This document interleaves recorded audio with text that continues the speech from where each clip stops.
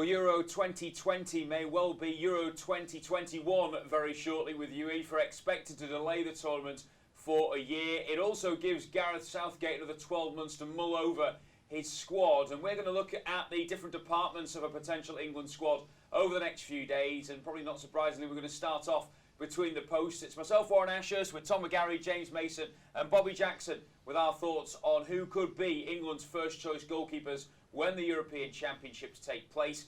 Bobbie, let's start off by looking at the main protagonist at the moment, Jordan Pickford. Is he the one who Gareth Southgate will go to first, do you think, if we're playing, say, the tournament next week? I think so. I mean, he's the one that's proven, isn't he? He was part of the England squad that went very deep at the World Cup last time out. I think he's proven that he's got the quality on the international stage. Even if he has made a few errors in the Premier League, he's made 3 of those errors leading to goals in the top flight this season for Everton. But I think when he plays for England, he shows more maturity, a little bit more class about himself. He's got 11 clean sheets for England in 24 appearances. Some of those against the minnows of Europe in qualifying, which is okay, something you maybe don't consider, but he's the one that's got that experience on the big stage, and I think Southgate has to turn to him. Southgate has looked at him as if he's his first choice regularly, James, and I think a lot of that to do is what Bobbie said there about the World Cup and his performances then. I know you're of the opinion that he makes too many errors. Yeah, he makes far too many errors. He gets too involved in games at times.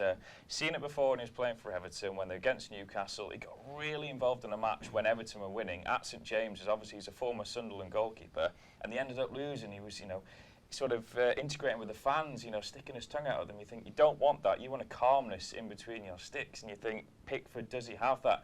I'm not really sure. I would, in his defence with these mistakes, Tom, say that he's been playing behind what I would class as an unsettled Everton backline for probably not just this season, but the season before as well, and that doesn't help a goalkeeper. Absolutely, and with Everton under Marco Silva, it was about going forward. They brought in a lot of attacking players and maybe neglected the defence a little bit. Expected Jordan Pickford, a big money signing, to really hit the ground running there, and I think he was riding a crest of the wave after the 2018 World Cup to a certain degree and got away with a few mistakes last season. This season, perhaps that novelty of the World Cup has worn off and people are starting to look at him in the cold light of day and perhaps think, is he actually the man who's good enough to start for England at major tournaments going forward? And you made a point when we were off camera earlier on that potentially he gets a lot more criticism because he's the England #1. The scrutiny is on him a bit more. Do you think that's a fair remark? Yeah, well, he said it himself, hasn't he? And I think that is a very valid point. We don't know how Nick Pope or Dean Henderson or these kind of goalkeepers would cope in the same spotlight situation as Jordan Pickford finds himself in at the moment. I think you can argue as well, at a club like Everton, there's more pressures on his shoulders than there is for Pope at Burnley or Henderson at the moment at Sheffield United. We'll talk about often now these days goalkeepers, they don't just have to be a good shot stopper, they don't just come for crosses, they don't necessarily just command their area, they're more than that now, they're almost, James, an outfield player. Pickford, I would say, of the list that I've got here of 7 potential goalkeepers, still to me is the best on the ball with the ball at his feet. Is that something that has to be taken into consideration, or are we still looking at a goalkeeper first and foremost with those key skills that you'd expect from a shot stopper? Well, I would always go for key skills. I would always go for, at the end of the day, you want a keeper. You mentioned that comes for high crosses. He needs to do that. He needs to be able to command his area when free kicks, corners are coming in. He needs to do the basics right. The defence needs someone behind them that they can think, we can leave him to this ball coming in because he's going to deal with it. Not thinking, I've got to go back into my own penalty area a little bit more and head this ball away, get a clearance in. I just think, obviously, Southgate's gone, as most managers have these days, as a keeper, they want them to be able to pass it out, which is good. But I don't think the likes of Henderson and Nick Pope can't do that. I think they should be given a chance. Yeah, and I suppose they get that opportunity in Premier League football these days anyway to be playing the ball out from the back. Most teams want to do that. If you're looking at, in terms of, Pickford's case here, Bobbie, he is the most experienced out of all of these in terms of caps. But having said that, 24 caps is not a Peter Shilton. It's not 100 caps behind him. He's played in 1 major tournament at the Euros before. We had a scenario with Joe Hart previously where people were saying, well, he's got to be #1. He's had all these caps behind him. And, of course, that fell flat on its face for England. Yeah, I mean, James made a good point before, rarely does, but he did make one before about the fact that Pickford maybe gets a bit too involved, and I think that was a criticism of Hart as well. He used to get very emotional in games, and that was to his detriment in the end. I think for me, he's the leading candidate at the moment because he's been there at the World Cup and done it. But I wouldn't say that the others can't challenge him for that. Yep. They've had great seasons, and I think it's really good for English football that we're having this debate, we're even talking about it, because there were years where you would look at the goalkeeping situation and you thought, you know what, there's not much there really. At least now you say you've got 7 candidates down Well, I'll there. be honest with you, I would be happy with any of the 7 candidates playing in goal that England have got at the moment. There's been years gone by where we may have had 2 or 3, and then you probably have a standout pick like Joe Hart was that standout number 1 for such a long period of time. So we touched upon Jordan Pickford then as well. What I would say is, if you were also arguing against Pickford, he's been playing in front of what I would class as a shaky Everton backline. England don't look particularly watertight at the back as well, so you need somebody who's going to do the basics well, and that maybe goes against Pickford from there. Let's talk a little bit about Nick Pope then. We'll start with you, James, on this front. He plays in front of what I would class as a solid back 4 in terms of the Premier League. Would he be as solid if he didn't have the likes of Tarkowski and me in front of him? Yeah, I think he still would be pretty solid. I mean, you look at what he's done, statistics this season in the Premier League, 89 saves. It's the most out of, let's say, the top 3 candidates for England at the moment, which is Pickford, Henderson and Pope. He's made the most saves out of all of those 3. He's kept the most clean sheets in the Premier League this season as well. So obviously you say maybe the Burnley defence, which hasn't been as good as it was the season previous, so he's had a bit more work to do. I still think that he would be okay playing in front of that England defence. I think you could maybe put the Burnley's defence sometimes on par with England's defence, I think, if you put them both together. Yeah, I mean, there's a case, of course, that both Tarkowski could be in the squad and it may well get a start as well for England at centre-half. Tom, in years gone by, I remember looking back to show my age, the 80s when people said Peter Shilton's too small as a goalkeeper. You need somebody with a physical presence. Chris Woods was another scenario, and people felt maybe a little bit more comfortable when a David Seaman was in there with a big frame, over 6'2". You look at Nick Pope, and he, on this list of, I would say maybe the top 3 or 4 candidates, is the bigger frame goalkeeper and maybe more intimidating for a striker? Yeah, perhaps so, and he's got the statistics to back it up in terms of collecting high crosses in the Premier League this season. He's beating his rivals in that mark as well as punching the ball clear. So he has that authority in the penalty area. The question I would probably ask is, in the modern game, in what we 2020 now, it's less about at international level coming out and claiming crosses. You don't have to be a big physical, intimidating goalkeeper, I think, and it goes back to the point we're making about Jordan Pickford playing out from the back. I think that is just as important these days for a goalkeeper at the top international level. That's what Gareth Southgate wants. So, yes, you want an all-round package where they can make saves, that's their bread and butter, but they've also got to have that ability to play out from the back. And my question would be, I don't know if Nick Pope is quite the personality, if you like, almost, to be England's #1 goalkeeper. And with that, Bobbie, as well, you mentioned what maybe is a downside with Pickford on occasions, but a plus side for them was you hear him on the pitch all the time trying to organise the back 4 in front of him and letting him know his feelings. You look at the greatest goalkeepers going back to Peter Schmeichel, who was always vocal, who was always telling his defenders in front of him what he wanted as a goalkeeper.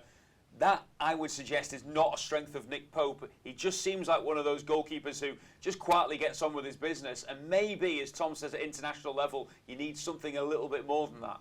Yeah, I think it takes a special character, doesn't it, to play on the top stage with England, for instance, or any of the big nations. If you want to go far in a competition, you need those characters in the dressing room. And yeah, there is that question mark over Pope. I suppose it maybe is something that would come if he was given the opportunity, and we'd have to see how he dealt with it. I think it's going to be crucial, obviously, for Gareth Southgate to try and test these players in the build-up to major competitions. Now, Pickford, for me, as we've said before, is probably the #1 choice. I don't think it's going to hurt Gareth Southgate to maybe look at Pope, maybe look at Henderson or 1 or 2 of the others in friendlies and throughout qualifying competitions as well. I think you know exactly what you get from Pickford. If the others fail in the opportunities they're given, then go back to Pickford and give him that chance. But I think for now it's a chance for Southgate for trial and error, and he has to be Pope considered. Does it worry you that all 3 of you that he's only got 2 caps? No, Not really. not for me. No. It's not one of those, because again, going back to years gone by, it's always been a significant, well, he's only played 1 or 2 times for England. But actually, I think the pressure of playing at club level at the Premier League now is sometimes, and possibly more so, pressurised than it is playing for England. Yeah, I think if you look at the World Cup as well, it sort of rewrote the way that the England squad is a little bit with Southgate. He brought through all these youngsters and put them in, Jadon Sancho for one, and players like that have been in the Euro qualifying and starting to build up experience, that squad coming together. So I don't think it's now about the experience so much, it's about making sure players who have come through the youth levels can play together and have that relationship. Also with Pickford as well, I think he only had a couple of caps heading into the 2018 World Cup, so he's almost set a precedent there, and that could actually now work against Pickford going into these finals. Well, I looked at it, I was amazed he'd actually only had 24 caps. I could have sworn he probably had another dozen on top of that, to be honest. So they look like the two main candidates, I think, if you were making a case at the moment. The third, in terms of potentially going to the Euros, I have to say, is Dean Henderson. No caps whatsoever for the on-loan Manchester United keeper. He's been so impressive for Sheffield United over the last couple of seasons. Some people looked at it last season when getting promotion from the Championship and saying, well, can he do it at the top flight? There's been no doubt about that this season. I think he's made one highlighted error which happened to come against Liverpool. It happened to cost them the game as well on that occasion. He has played 11 times with under-21s, so Gareth Southgate will undoubtedly have watched him quite a few times at that level as well. And he is, of the 7 goalkeepers I have on the list, the youngest. He's 23. Should that have any bearing, Tom, on whether he features or not? Well, I don't think age should really come into the matter. It's whether he's good enough, and he's been proving it this season in the Premier League, proving it as well at every level he's played at through the Football League as well with Sheffield United and a few other loan spells he's had as well. He's always excelled. He's always been ready to step up to that next level. He's almost doing that on a season-by-season basis at the moment, and I think I look at him and I look at Nick Pope and Jordan Pickford, I almost think he's a mixture of those other two goalkeepers. He has the good points of Pickford, the personality. I think he has more of a ball-playing ability than Nick Pope does as well, but he's also a big physical presence to a degree. So I think, you know, he's got the makings of being England's #1 goalkeeper for the best part of a decade. And the real question you have at the moment is, do you throw him in at the deep end at this moment in time, or do you give him another couple of years, feeling his way through perhaps the next set of qualifiers, and then he takes over as #1? I think certainly long term he is the man to be the first choice for England. It's just whether it comes now. Looking at those 3 we've mentioned so far, James, Henderson to me, just watching from the outside, looks like he's the one who's got more self-confidence. He's got the belief, he's got that attitude of, I've been at Man United as a youngster, all right, they've sent me out on loan, but they still highly rate me. They want me to go back there when my loan deal is done. And he almost is kind of growing in stature by the game. He is. I mean, he's got undoubted talent in. For me, though, age matters a little bit for me when it comes to international tournaments, especially in goal. I think you can bring up a young player like a Jadon Sancho, someone like that, throw them in, it's fine, they're outpitched, they can make mistakes. You make a mistake internationally as a goalkeeper, and that is highlighted even more than it is on the Premier League. So that might work against him a little bit. I actually think the potential postponement, though, the Euros till 2021, could work massively in Henderson's favour, because if he actually stays at Man United, is their #1, or if he goes back to Sheffield United for the next season on loan, and he has another consistent season, others around him are making mistakes, and then they get to throw him in some friendlies along the way, then there's a really good chance for him. If I was playing devil's advocate, though, I'd also say what happens with him next season, because if United don't want him to go out on loan, Bobbie, and they see that De Gea is still ahead of him in the pecking order at the moment, could there be the possibility that Henderson sits at Old Trafford and doesn't play any games? See, I think he's going to go... saying Sheffield United get European football this season, which at the moment looks a real possibility, I think United send him back to Sheffield United and say, look, this is a great chance for you, you know, get another full season under your belt, playing European football as well. Then we'll get you back after that, and we'll see if you're ready for the #1. I think it's a fantastic position for all 3 parties involved. Just on James's point there about him possibly being too young and mistakes being highlighted, I mean, think of David James and Rob Green, what age they were when they made mistakes at the World Cup. That age was doesn't maybe really due matter. to a lack of experience at international Possibly, level as well, wasn't it? maybe. But I just think it's more the character rather than the age for me, so I don't think that comes into it too much. But he's considered 22 goals in the Premier League this season.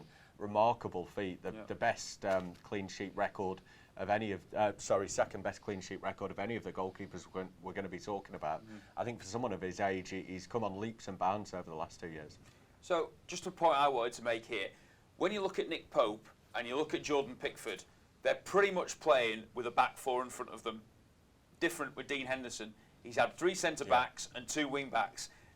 Does that make much of a difference? I mean, we assume that England are going to play with a back four. We don't know. They might decide to play 3 at the back and 2 wing backs.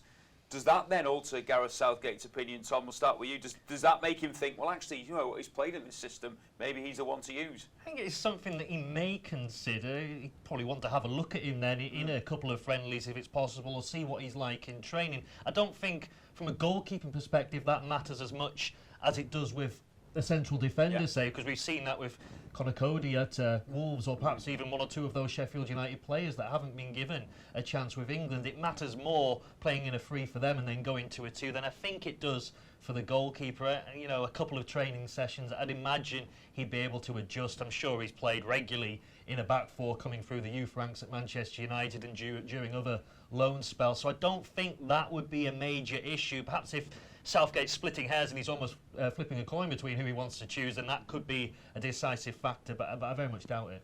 Well, they are the main 3 protagonists, as we say, as potential starters for England at the Euros. We'll have a look at some of the outside chances now as well, because, well, one for me, and it's a very strange situation because we were talking about this before we came on camera, and I think all 4 of us were unaware what his situation was with England, and that's Ben Foster. So he did, back in 2011, say that he was going to make himself unavailable for selection for England because he wanted to increase the length of time that he'd have playing at club level. He was then recalled in 2013. He was in the 2014 World Cup squad, and since then really hasn't featured. But I tell you what, I've been massively impressed with him last season and this season for Watford. And you look at Watford, they're in the bottom 3, but still his performances for the vast majority of this season have been outstanding. He's 36 now. Unbelievably, he's only got 8 England caps overall. Maybe to do with injury more than, you know, the fact that he's maybe flitted between one club and another of late as well. James, Ben Foster worth taking if he was happy to go? Potentially, if you want a bit of experience, but then is it right just taking him because he's, you know, someone you could go in there? If he's going to go along, he's only going to really be the 3rd goalkeeping choice, isn't he, when you look at it? But then if he is needed to be thrown in, because he has that much experience, I always think that might be a good way to go in terms of a 3rd choice, because you feel like you could throw him into a game and actually be pretty comfortable. You could, but then we've obviously argued the point as well that you could throw in Dean Henderson, a way younger age, and you're okay with it. So, and the way Southgate's going with the squad as well, which is trying to bring younger players through, I don't think Foster probably fits anywhere near his plans. And to be honest, I do think Ben Foster is a very good goalkeeper. But when he's been tested sometimes for the elite teams, you know, Manchester United, teams like that, he has made errors. He has been susceptible to mistakes, which would be a little bit of a worry. Do you think he would go, Bobbie, if they asked him to be amongst the goalkeepers? I mean, it's hard to turn down a chance to go to the Euros, isn't it? I mean, again, at 36, he might be thinking, well, actually, do you know what? I might be in my last year or 2 as a Premier League footballer, but you'd think he would still be keen on playing. Yeah, definitely. And I think you look at the state of the England squad nowadays, maybe 4, 5, 6 years ago, we'd look at it and think, you know what, maybe not actually.